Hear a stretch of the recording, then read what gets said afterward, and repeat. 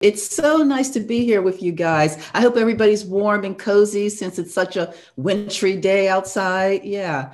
First of all, I wanted to thank you for inviting me to your book club because Neva Beane came out in September, but because of COVID, I haven't had a chance to really talk with many students about the book. I've done some virtual school visits, but in most of those cases, the students have been muted. So I wasn't really able to actually have a conversation with them. So today is really the first time that I'm able to chat with some young people about the book. So I wanted to thank you for giving me that opportunity. So I live here in West Philly, and I consider myself a relatively new writer. I've just been writing books for the past 10 years.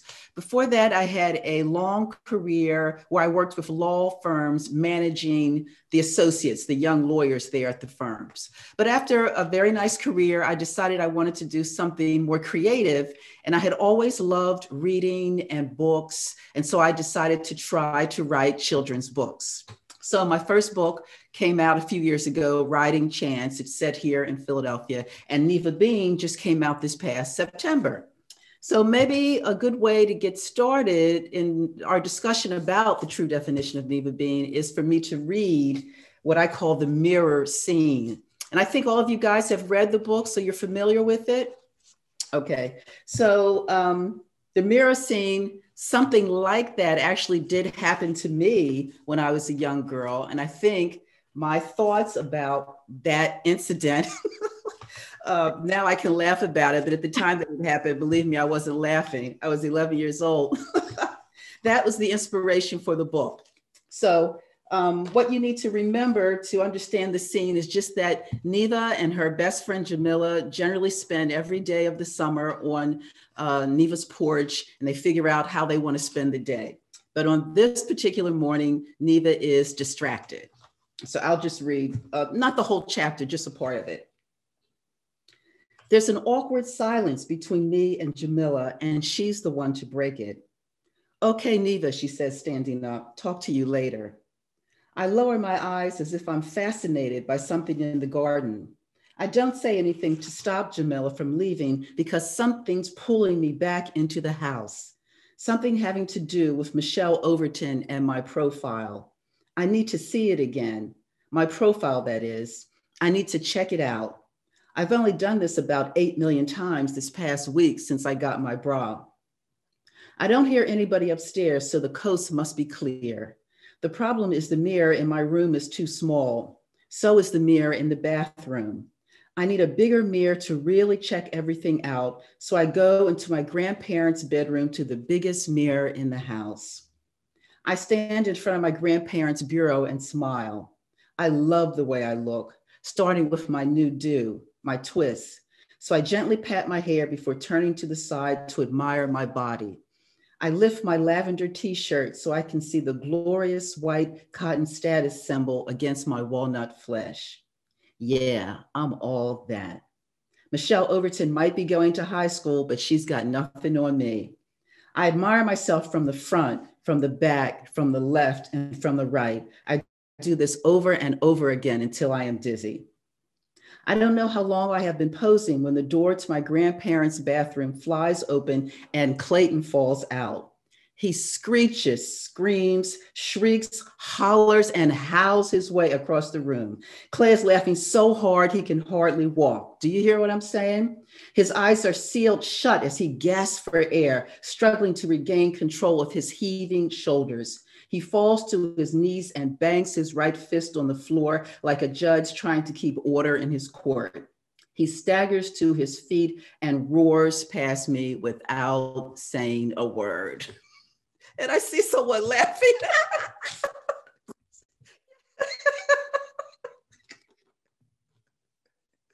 Oh gosh. So I hope I conveyed a sense to you of what that moment was like.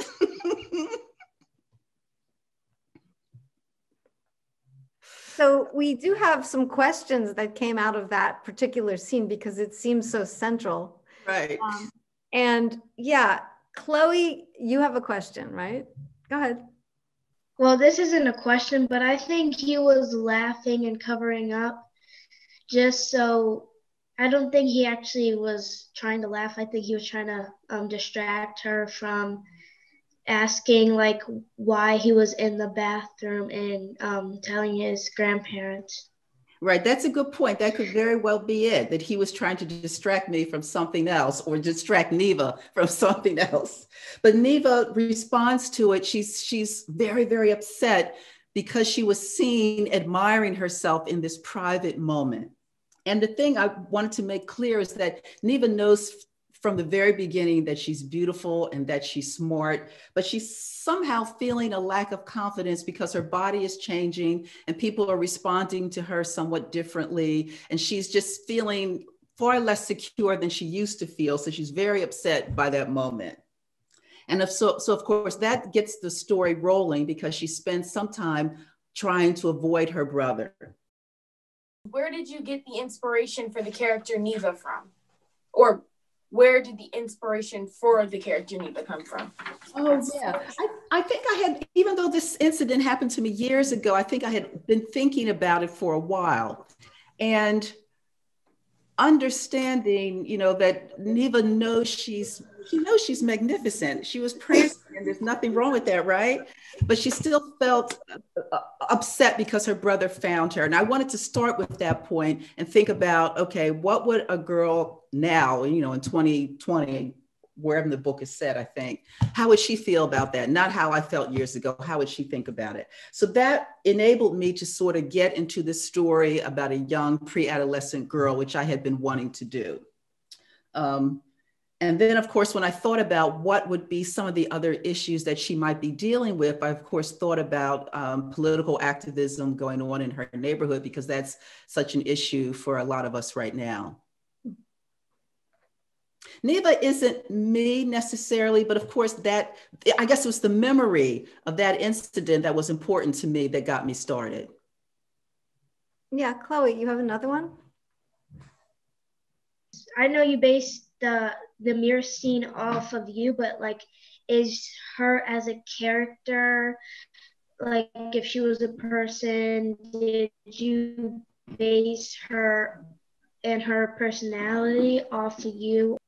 That's a good question. I think when you write a book, or this has been my experience, I think a little bit of me is in all of my characters, right? So though Neva this isn't my story, but there's a part of me in her. Like, I like words. I'm always thinking about words, as she is.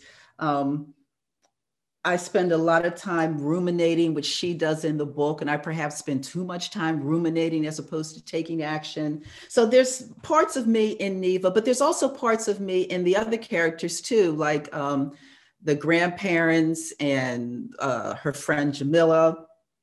So I think there's a little bit of me and the things that concern me in the world in all of the characters that I create. And that raises one of my questions that I have for you guys. It's one of the hardest things about writing is to make your characters realistic. So you really want to try to create characters that people can read about and say, oh yeah, I can understand what he or she is going through. Did you guys feel that way when you were reading the story? Was I able to bring the characters to life? Faith?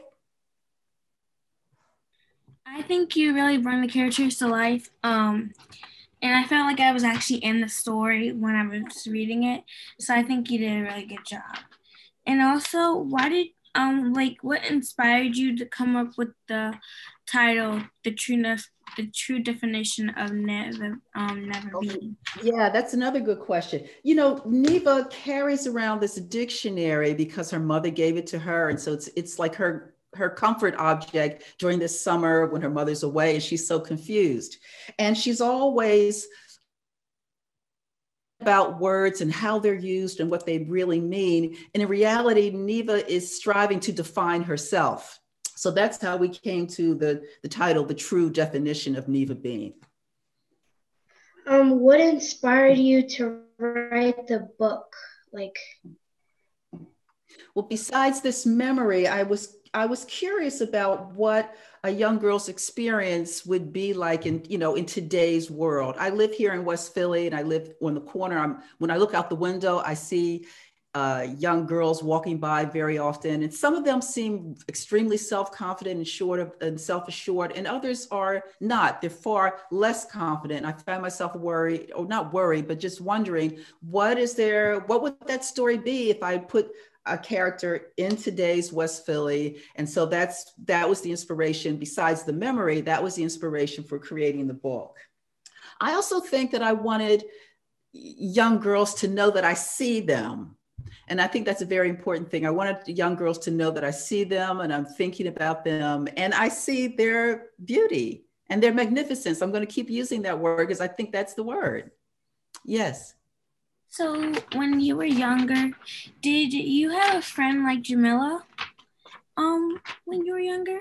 Yes, I had a friend like Jamila. I had a very, very, very close friend. We were very close until my family moved away. But, you know, even as an adult, I have some friends like Jamila. And Jamila is in some ways a little more grounded than Neva is. But she also has both of her parents there during the summer, and Neva feels, you know, a little bit envious of the fact that Jamila's parents are both there with her, and they're such a close, loving family. And even though she's certainly loved, she's missing her parents because they're away in Europe on their musical tour. And that leads me to another question that I had for you guys. How did you feel about the mother-daughter relationship between Neva and her mother? I think it was really strong. And I think that when the mother kind of misses her daughter, like really misses her daughter, now that they were on the trip for their business, she even like missed her so much, she was planning on coming home. Because at the time Neva was telling her all about the things that was happening, and the mom started to like get sad for her and wanted like her to go home. She wanted to come home. So I think it was like a strong relationship. Yeah. Even though they were far away, it was very, very clear that they were close to each other, and they will even that was very clear, but that they, you know, love each other, and they have a very strong bond and connection to each other. And I think that's what like the connection with me and my mom is like. So I think I feel the same way about Neva as this, even though my mom's not away, but I'm not going to rub that in her face. Right. That's what I really struggled with was I wondered, should the mother have gone away this summer? But then I thought the mother still had hopes and dreams too, right? She was a very good mother. She loved her family. She cared for them deeply, but she also had this dream of pursuing her musical career. And this may have been her last opportunity to do that. Neva, like, even though she doesn't have her mom there, the dictionary really helps because it's like a symbol of her and her mother's bond. And her mother, like, I think her love in writing came from her mother and words, and like her mother gave that to her for that reason, to be a symbol. And even though they're far away, it's like they're there in spirit, and she's always thinking about her. Well, both of them. Yeah, you really got that. You guys really got the book. I'm so happy to hear that. The mother-daughter relationship between Neva and her mother is kind of like the relationship between me and my little brother and my father. Like, why did you include when Jamila broke her leg? Is there like a reason, or did you just put that in the book? Well, I needed a reason for Jamila not to be able to go on the trip. And I also needed a reason for Neva. I guess these are plot points. I needed a reason for Neva to feel badly about what had happened between she and Jamila. And I had to think about something that would bring her back to her friend, because she was feeling badly and she didn't know how to bridge the disconnect there. And this raises another issue, though, about when you're writing a book, you have to have a lot of tension and you need a lot of conflict to make it interesting. And when I first started writing, for instance, when I wrote my first book, Writing Chance, I fell in love, which is Writing Chance here. I fell in love with my characters, and I liked my characters, Troy and his best friend Foster, so much that I didn't want to do anything to hurt them. And so I was in a group of other writers, and we would share one another's work and provide constructive criticism. And at one point, someone said to me, Christine, I know how you feel about your characters. You love them so much, you don't want to hurt them, but you have to hurt them in order to make the story interesting. You have to put them in a difficult situation. So when I thought about Jamila and having her break her leg, I thought, well, at first I didn't want to hurt Jamila because I like her so much, but I said, okay, she's breaking her leg, but not to the point where it will not heal. She will get better, but the family won't be able to make their trip to Ghana. So I have two questions. How many books, like the bookshelf in behind you, how many of those books have you wrote? That's actually kind of part of my other question. How many books have you on that shelf have you wrote? I've written 2 books.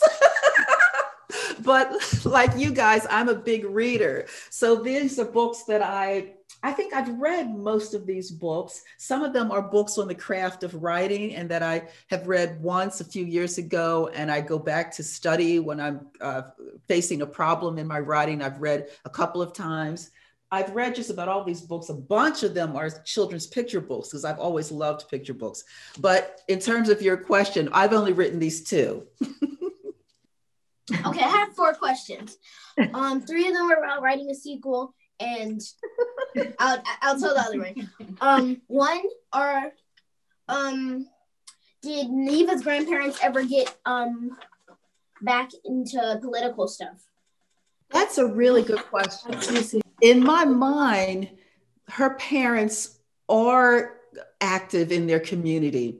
And I think that's one of the things I wanted to touch on in the book, is that there are various ways of being active in your community. And so, for instance, the fact that Granddad is holding babies at the hospital, that's a wonderful thing. And I would consider that a form of activism, if you will. He's very involved in the community, concerned about young people, and taking time and energy to devote himself to something that's as important as that.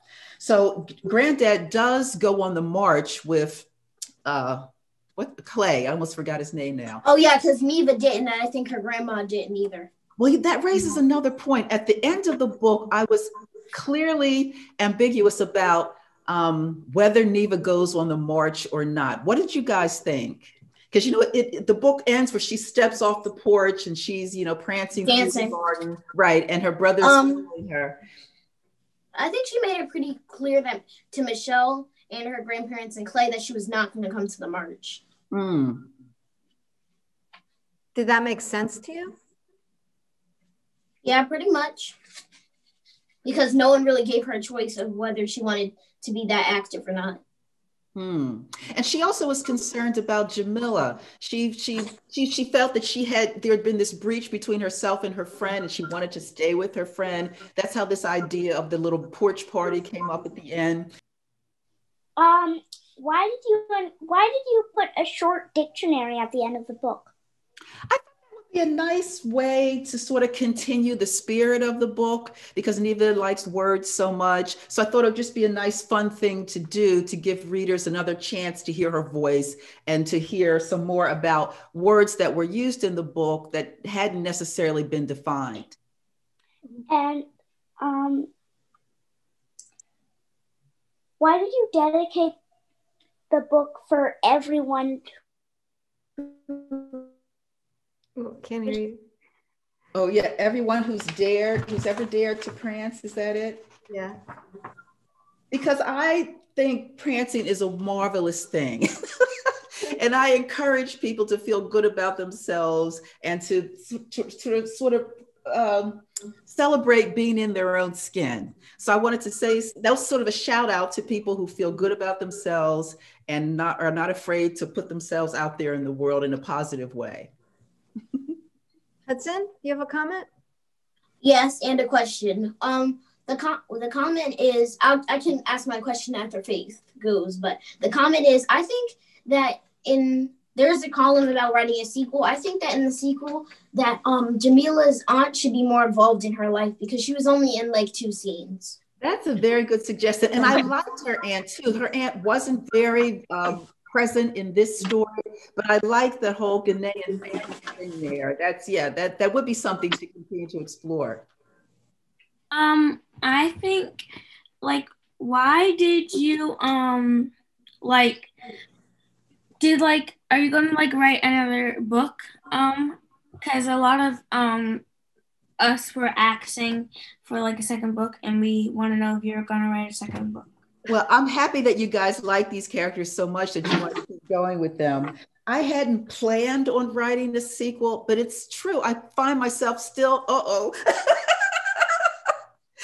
I find myself still thinking about Neva and Clay and Jamila and Michelle and the rest of them. But who knows? I might decide to take up a sequel next. Yeah, middle grade readers love a sequel. Okay. Why did you choose to put the Nana and the grandpa not to get along?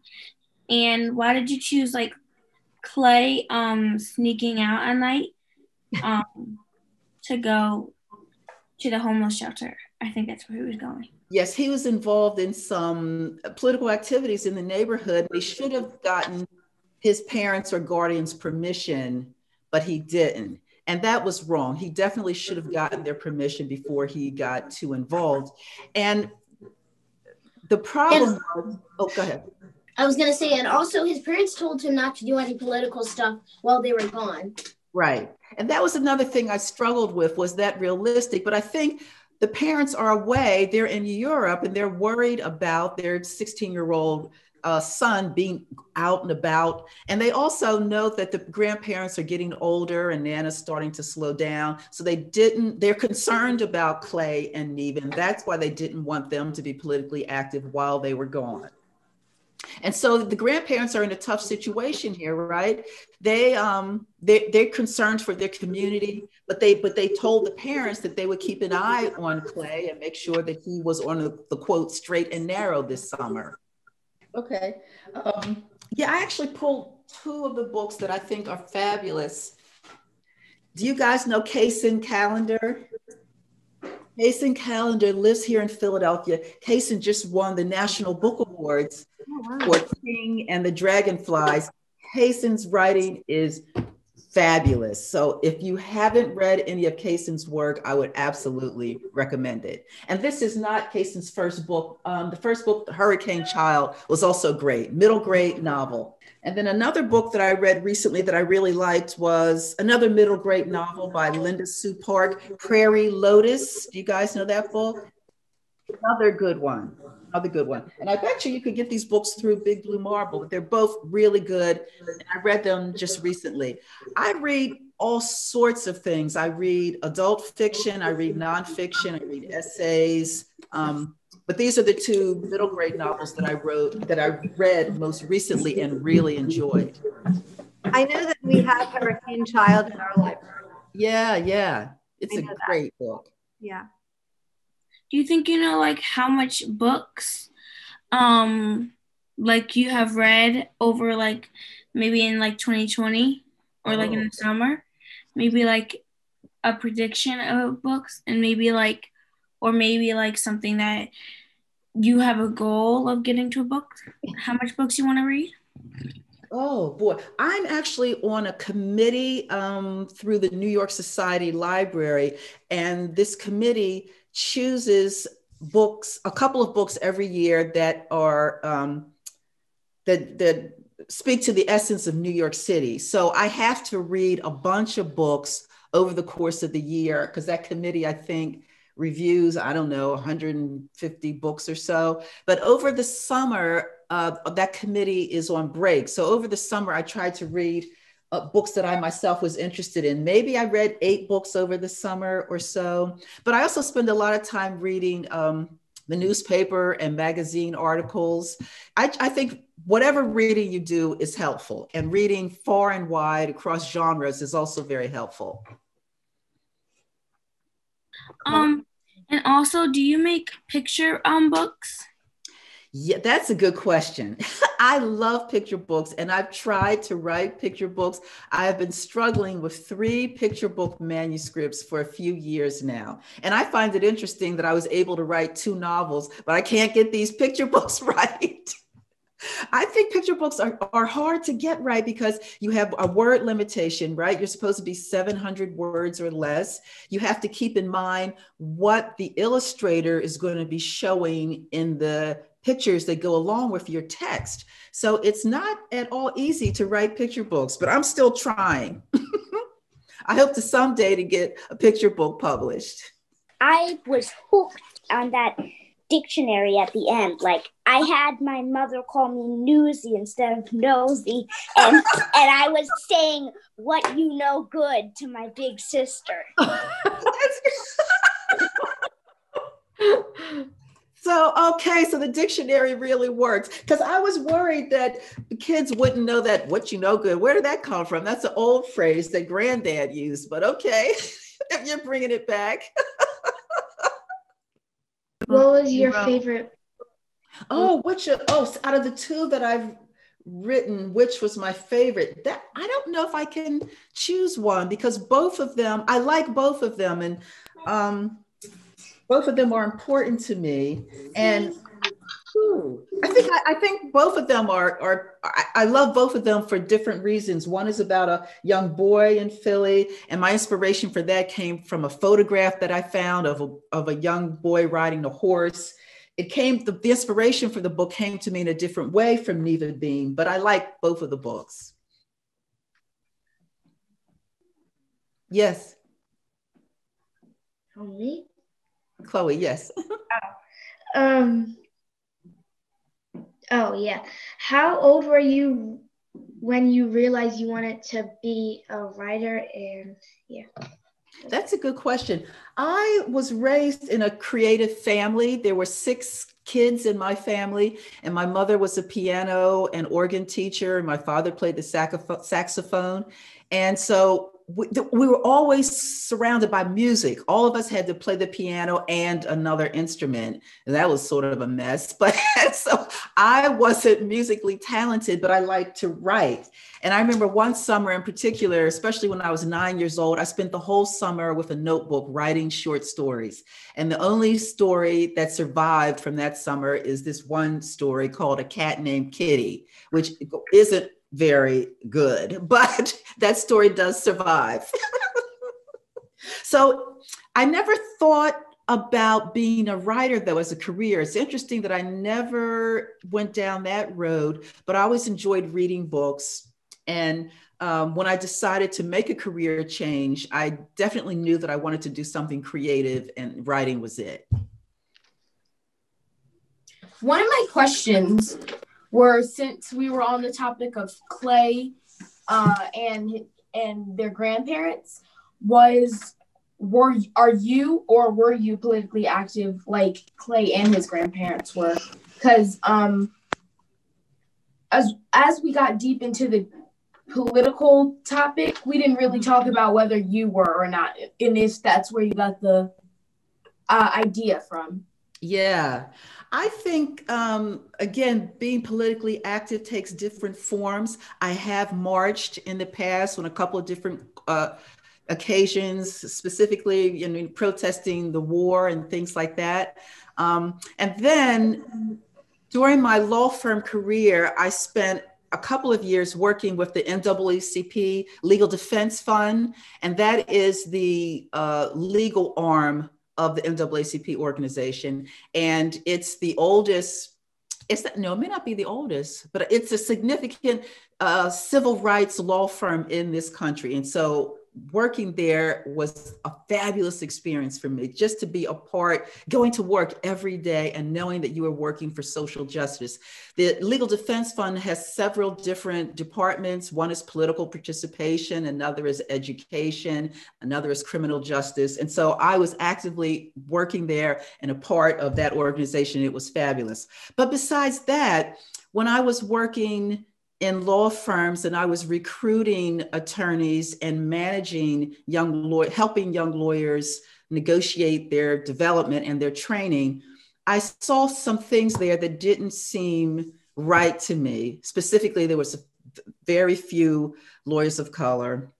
And so I started doing things that I thought would help to not only attract more lawyers of color to the law firm, but trying to create an environment in the firm which was more inclusive so that people at the firm felt that they were valued and had the same opportunities to progress as all the other attorneys had. So in my mind, yes, I've always been politically active, whether it's marching or working for a social justice organization or just jumping in and trying to do what you can to make the situation in your workplace, for instance, better for others. I think that's very important. And I think it's important that we recognize that there are many, many different ways that you can be active and put your energy and your time into trying to create an environment where everyone has opportunities to develop to their full potential. Do you have any books that you could recommend or suggest for us to read as kids? Oh, yes. Yeah. I'd be happy to send those to you guys because besides the two that I mentioned, I have several more. Yeah. So I'd be happy to follow up with, I'll do that. Send them to me and I'll give it.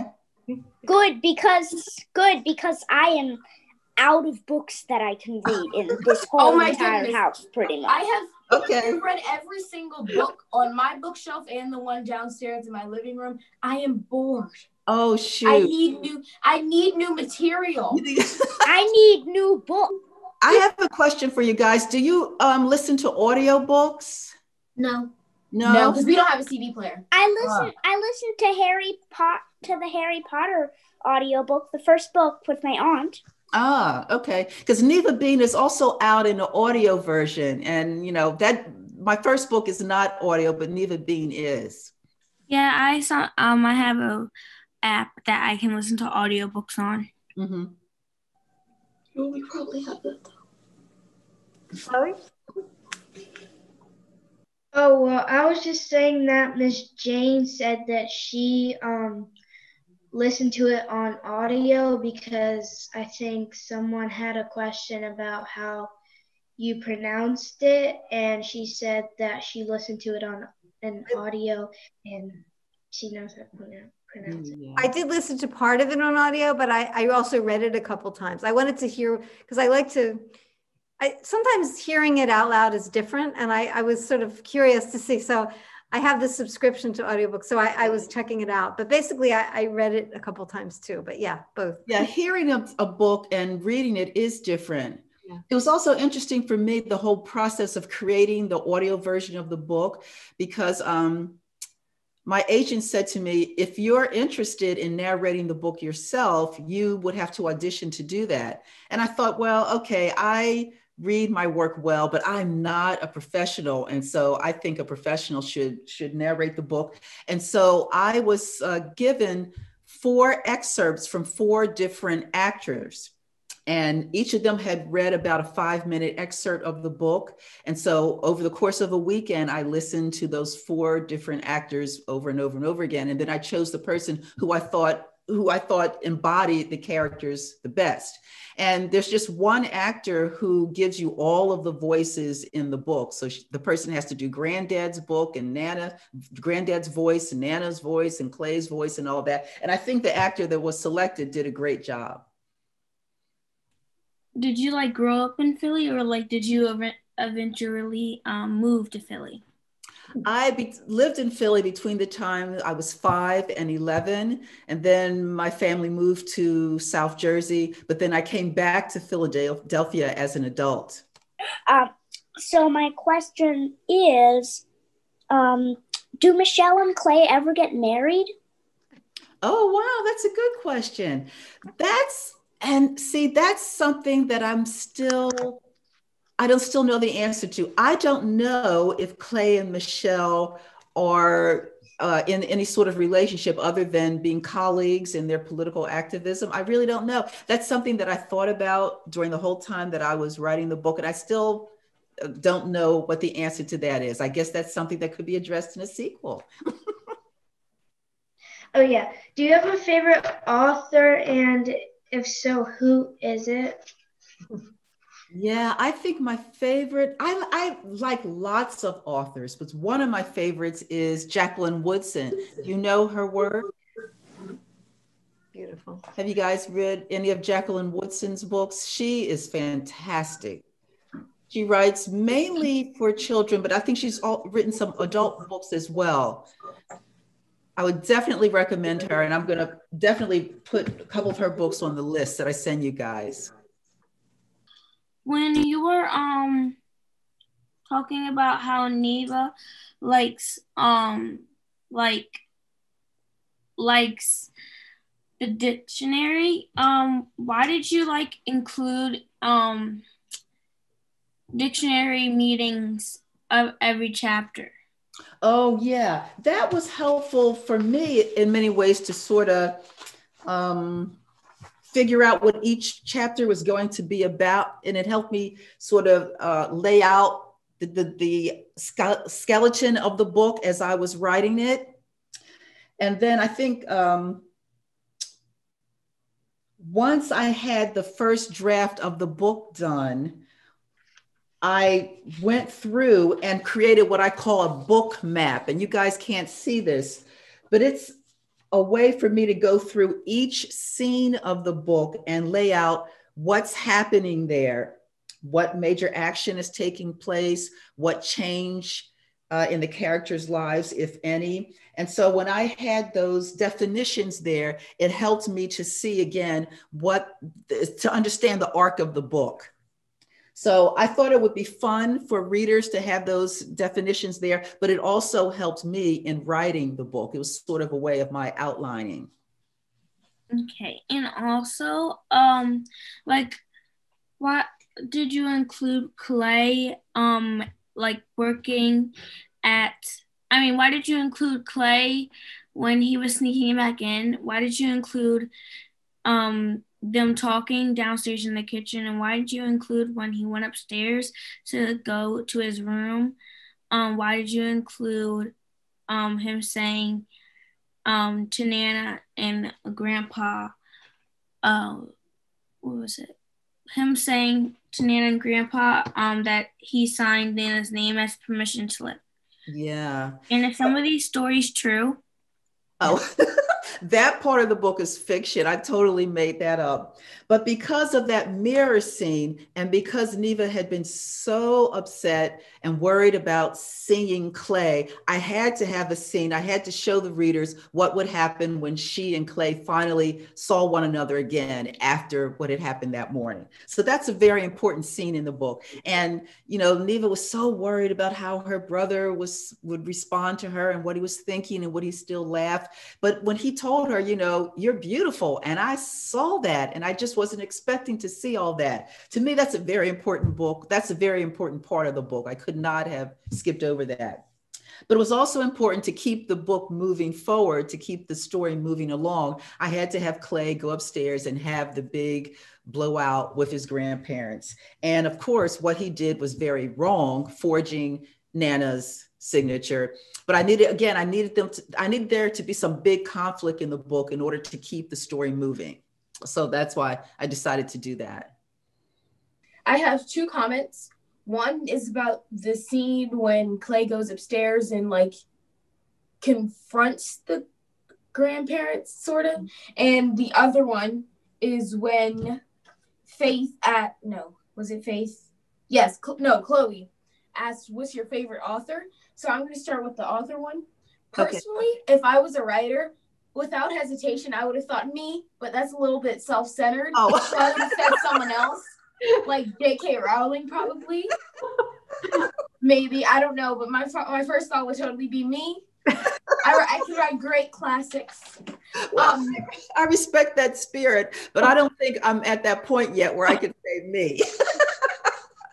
Okay. And my, I don't know where that's going, but and my other comment was Neva didn't really find humor in the confrontation, but the way she said pitiful though, she said pitiful, and then the grandpa when he found the police spray, and after Clay said he went to see a movie, he said, "So what about this police spray? You need all that to keep folks' hands out your popcorn?" Right. I was laughing for so long. I was laughing for like 5 minutes, and Hudson didn't know what was wrong because she was reading a different book because she finished it, and I was like, and I'm still laughing, and she's like, "What's wrong?" And I'm like, "I encountered a very funny piece of the book. I cannot wait to tell the author about this. I need to commend her on that." Thank you for enjoying that. I did too. And my last question for you guys is about Granddad. How did you feel about that character? Because, in the beginning, he's so gruff and hard on Neve. I was afraid that he was being a little bit too tough. Faith? I think I feel like when we talked about this as a class, that Granddad was kind of scared for Neva to grow up because he had so much memories with her when she was a little bit younger. And now that Neva's like 11 and 12, she's growing up now. And I think the grandpa wants, Clay doesn't really talk that much or do that much activities as a family. So I think he doesn't want Neva also to grow up like Clay, and he wants